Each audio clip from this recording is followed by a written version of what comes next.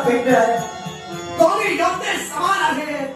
मग असं असताना भुवनेश्वर राजवाच्यासाठी स्वतःच्या प्राणांची आहुती द्यायला स्वतंत्र आहेत. आणि या रणभूमीवरून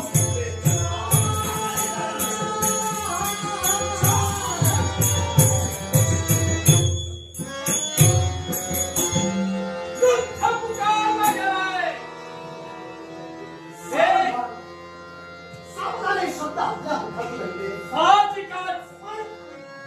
आपलं तत्व, आपलं महत्व आणि आपलं श्रेष्ठत्व हा अजमेर जाणतोय मुलं.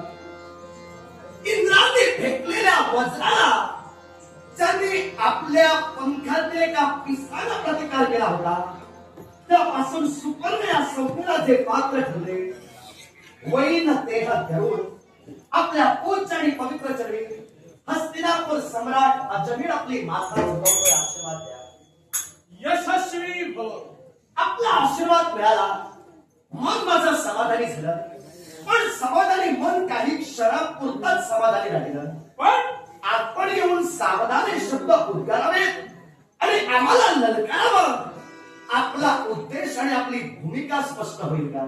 एकच आम्ही काय हे स्पष्ट करण्यापेक्षा तुम्ही जाणता आणि कदाचित माझ्याजवळूनच जर का तुम्हाला ऐकायचं असेल तर ऐका. तुम्ही राजसिंहासनावर बसलात, त्याच्यापूर्वी एक राजकर्ता होऊन गेला. निश्चितच त्या राजकर्त्याला कुणी बसविलं होतं राजसिंहासनावर? रामचंद्रांनी.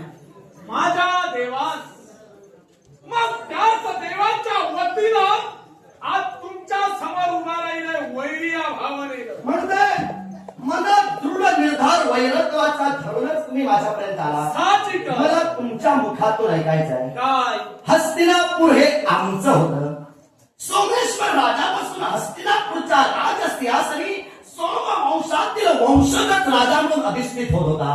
पण आमचे पूर्वज म्हणजे नगराजे हे स्वर्ग साम्राज्यावर ज्यावेळी आक्रमण करण्यासाठी गेले, त्यावेळी प्रभू रामचंद्रांनी जो अश्वमेध यज्ञ केला होता, त्या अश्वमेध यज्ञाचा अश्व हा आमच्या राज्यातून गेला. आणि त्यायोगे जर ते म्हणत असतील की हस्तिनापूरची भूमी त्यांची झाली, तर मला तुमच्या मुखातून ऐकायचं आहे, हस्तिनापूरच्या भूमीवर सुसेनाला त्यांनी राजा म्हणून बसविलं, हे अति योग्य होतं का? त्या पलीकडे जाऊन मी तुम्हाला विचारतोय, काय? जर राज्याचा राजा हा जिवंत आहे, त्याच्याबरोबर युद्ध करून कोणत्याही प्रकारे राजाला जर अंकित केलेलं नसेल, तर मानवांच्या साम्राज्यात एका वानराला राजा करणं हे योग्य होतं का? योग्यच होतं. स्पष्टीकरण करू शकाल? त्याच्यासाठी मी तुम्हाला सांगतोय. कारण प्रभू रामचंद्रांचा अश्व ज्या राज्यातून गेला तिथं अधिकार प्रभूचा ठरला जातो. साहजिकच मग त्या अधिकारानं हस्तिनापूरचं राज्य हे कुणाचं ठरलं? प्रभू रामचंद्रांचं ना. मग तिच्याआधी त्या सर्वस्वी अधिकार प्रभू रामचंद्राचे होते. तिथं राजकर्ता कुणी नाहीये, ज्या राजकर्त्याला आपण नसताना म्हणजे आपल्या गैरहजेरीत आपल्या राजसिंहासनावर शास्ता ठेवण्या व्यतिरिक्त तो युद्धासाठी जातो. मग रिक्त असलेलं आसन हे प्रभू रामचंद्रानं भरून काढलं. या दोष नको देऊ. मी त्यांना दोष दिलेला नाही. मग मी काय मुद्दा उपस्थित केला काय? की राजगादीवर आमच्या शासक न बघता तुमच्या म्हणण्यानुसार जाऊया, सोमवंशाचे वंशज हे स्वर्ग साम्राज्य अंकित करण्यासाठी स्वर्गाच्या दिशेने वाटचाल करत होते. पण राज्यात अष्टप्रधान मंडळ होतं. राज्याची व्यवस्था सांभाळणारे प्रधानमंत्री महोदय होते.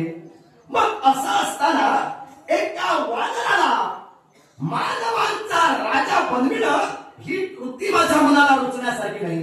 राघवानी त्यांना राजा केलं, ठीक, मान्य करूया.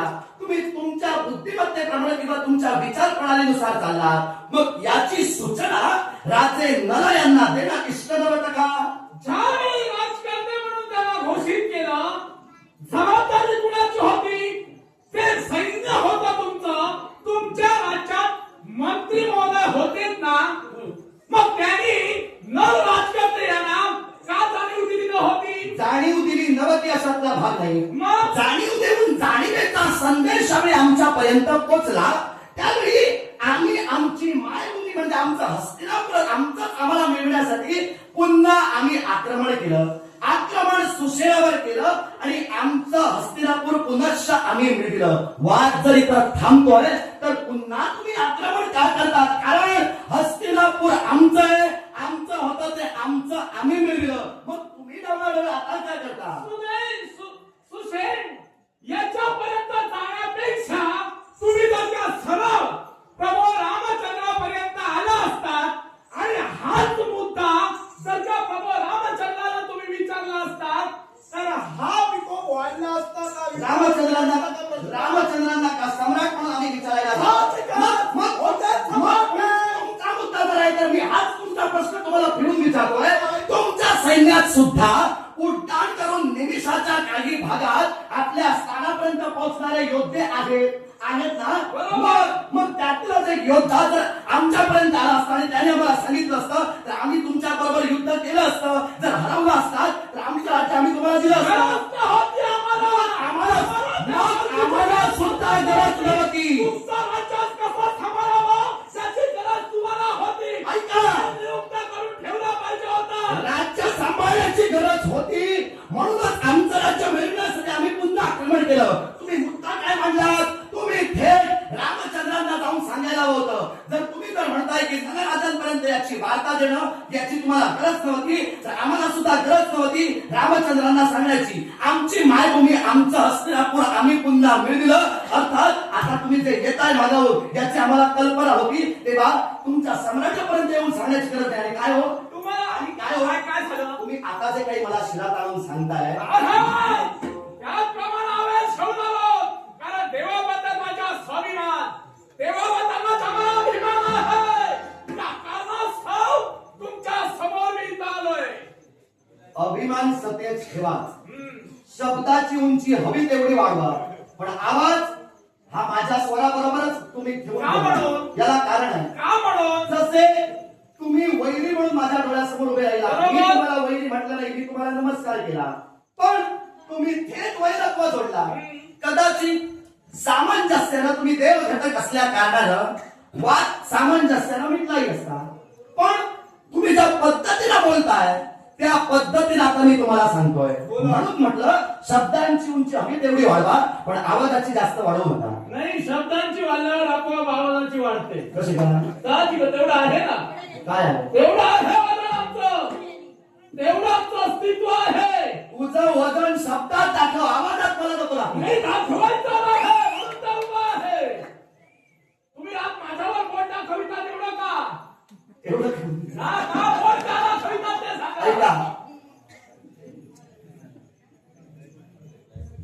दाखवतो याला कारण आहे. कारण एकंदरीत तुमच्या बोलण्यावरून मला समजलं इतरत्रांच्या संसारात इतरत्रांच्या वैयक्तिक जीवनात चढावड करण्याची तुम्हाला काय सवयच लागून गेलेली आहे का?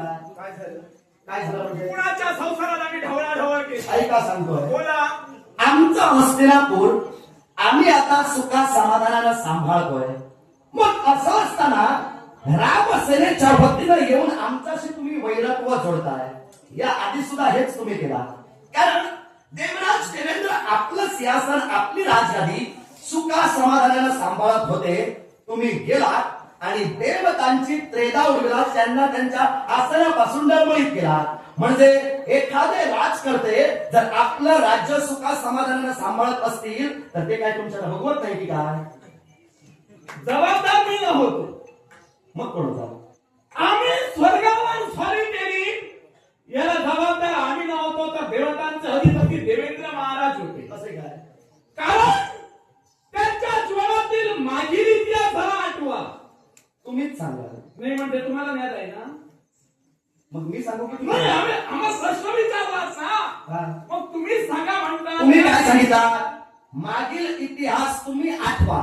मग मी आठवून मीच तुम्हाला सांगू की मागील इतिहास जो काय तुम्ही सांगताय तुमच्या मुद्द्याला अनुसरून तो तुम्हीच सांगणार? नाही, मुद्द्याला आहे. मग मागील इतिहास जो काय तो तुमचा तुम्ही सांगा, त्यावर माझं काय ते तुम्हाला शिस्तीत सांगतो. म्हणजे शिस्तीतच मी बोलणार आहे. बोला.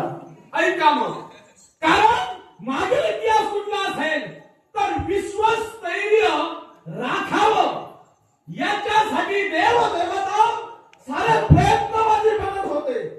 त्या क्षणी वालखिल्य ऋषी, हे वालखिल्य ऋषी त्याचप्रमाणे प्रयत्नवादी होते. मार्गाने जात असतेवेळी गाईच्या खुरात साचलेलं पाणी यात स्नान करत होते. हेच कृत्य, ही कृती देवतांचे अधिपती म्हणजे ताम्रेश महाराज यांनी ती पाहिली आणि कुचेष्टेनं हसण्यासाठी तत्पर झाले. आणि त्याच वेळी वालखिल्य ऋषीने शाप दिला की एक ना एक दिवस तरी इंद्र पदावरून तुला दूर करेन.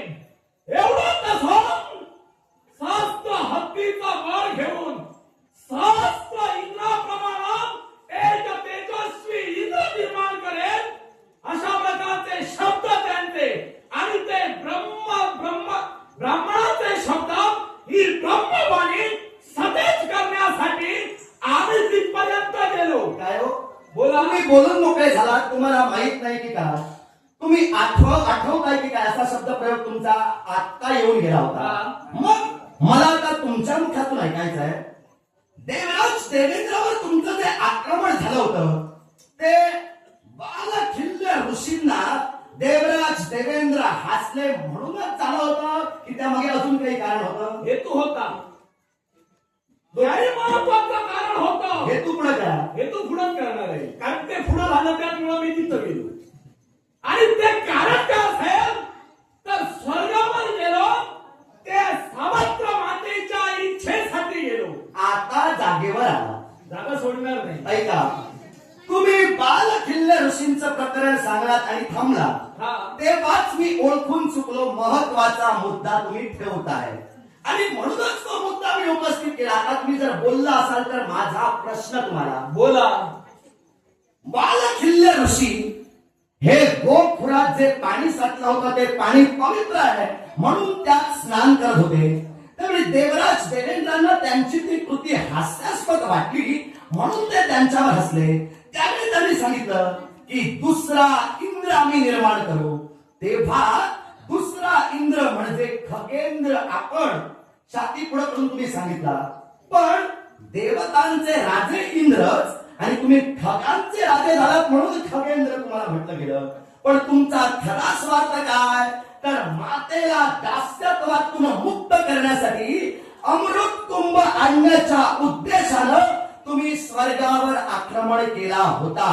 मग अमृत कुंभ जर तुम्हाला हवा होता आणि मातेची जर दास्यत्वातून मुक्तता करायची होती तर तुमचे घरगुती वाद, या वादात देवराज देवेंद्रांना का गुरफटलात? म्हणून मी तुम्हाला सांगितलं, एखादा राजा जर सुखानं राज्य करत असेल तर ते तुम्हाला पाहत नाही की काय?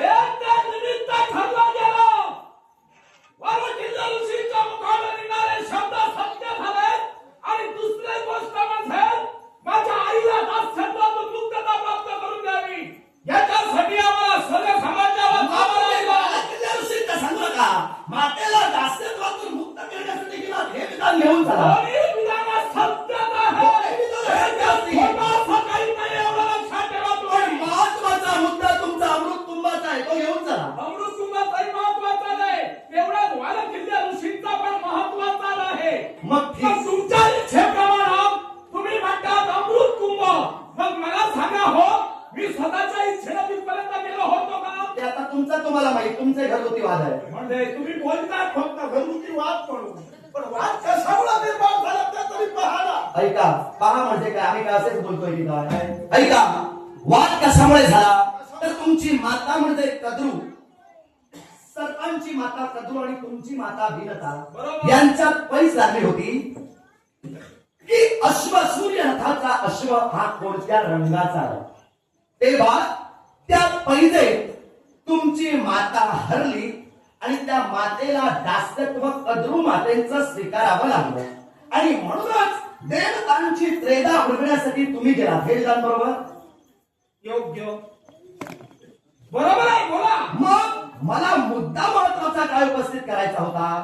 तुम्ही तुमच्या मातेला दास्यत्वातून मुक्त करण्यासाठी म्हणजे कटू आणि विनता यांच्यात लागलेली पैस म्हणजे तुमच्या घरगुती प्रकरणात तुम्ही देवराज देवेंद्रांना का दुर्फटला हा माझा मुद्दा अजून तुम्ही सोडवत नाही आहात. मुद्दा सोडवितोच आहे. बोला. कारण चिंतनाचा आधी का गेलो, कसे गेलो हे आता तुम्हाला सांगतो. मला तुम्ही आता सांगायची पैस लागली होती. ती पैस सत्यात उतरण्याची ज्यावेळी वेळ निर्माण झाली, ती पैस असत्यानं जिंकली गेली की सत्यानं जिंकली गेली हो? पैस सत्यानं जिंकली गेली की असत्यानं जिंकली गेली. आता वास्तविक हा तुमच्या घरातला वाद आहे. पण तुम्ही मला जर प्रश्न विचारत असाल तर माझ्या हिशोबानुसार किंवा माझ्या बुद्धिमत्तेनुसार पैस तशी असत्यानं जिंकली जात होती. असत्यानं जिंकली जात होती, बरोबर ना? कारण ती पैस कुठली असेल तर उच्च श्रवा घोडा, सूर्याचा उच्च श्रवा घोडा याचा रंग कुठला होता हो? मला विचारताय. मग तुम्हाला प्रश्न केलाय कुठला होता? दुधाळ रंगाचा होता अश्व. बरोबर ना? मग ती पैस लागली गेली होती. माझ्या मातेला सांगितलं, माझ्या विनोत्या मातेला सांगितलं की होता तो पांढऱ्या शुभ्र रंगाचा होता. आणि कद्रू मातेला काय सांगितलं साहेब तर काळ्या निळ्या वर्दीय रंगाचा होता. म्हणून त्याने स्वतःच्या पुत्राला आज्ञा केली की चला पुच्छाला जाऊन चावा धरून बसा. आणि त्याच क्षणी माझी माता त्या कारणास्तव दुसऱ्या दिवशी पैज हरली गेली. आणि अधर्माची साथ कद्रू मातेला घेतली. त्या कारणास्तव माझ्या मातेला न्याय मिळवून द्यावा याच्यासाठी मी स्वर्गावर गेलो. मग ज्या अर्थी तुमच्या मातेला न्याय देण्यासाठी तुम्ही स्वर्गावर आक्रमण केला म्हणजे देवराज देवेंद्र आपलं राज्यसकट ज्या पद्धतीने चालत होते विश्वस्थैर्याचं मला तुम्ही बोलून मोकळे झालात. मग विश्वाचे उद्योजक विश्वाचे स्थैर्य करते या विश्वाच्या स्थैर्य करत्यावर मात करून स्वतःचं अस्तित्व प्रस्थापित करत विश्वस्थैर्य पुन्हा तुम्ही काढायलाच ना. म्हणून मला सांगायचं आहे आता माझं राज्य हे हस्तिनापूरचं मी सुखानं सांभाळतोय. तुम्ही नवनावात बोला मागत राहा. याची चिंता तुम्हाला कधी भासणार नाही. आम्ही माघारी जाणारच नाही हो. कारण चिंता इथं निर्माण झाली आहे. एकंदरीत न्याय मिळवून देणार आहोत न पेक्षा तो मैदानात आमच्या समोर आहे. त्या मैदानासमोर धर्मात्मा बाळांचा शांती बदलत नसाल तर माझा हस्तिनापूर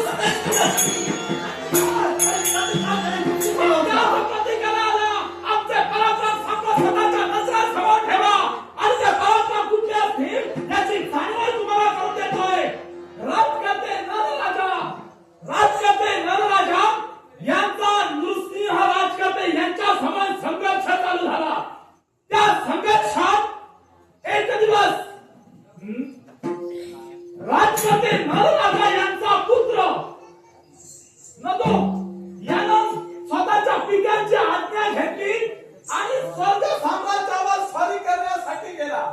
आणि त्या क्षणी तुमच्या साऱ्या सैन्याला वाचविण्यासाठी हा खगेंद्र तत्पर झालाय.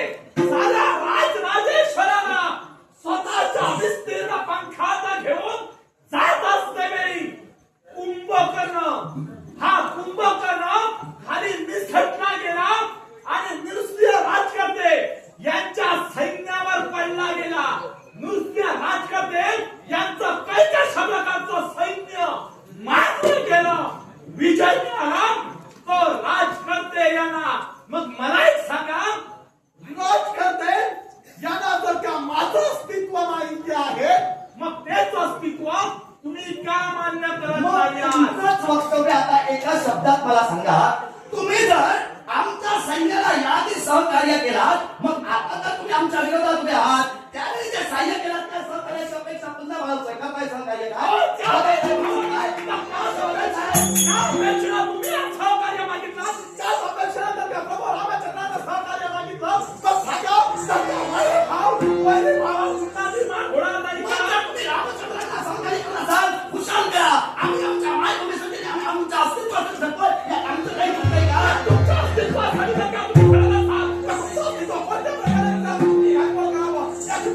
कल्पना आम्हाला आहे. कल्पना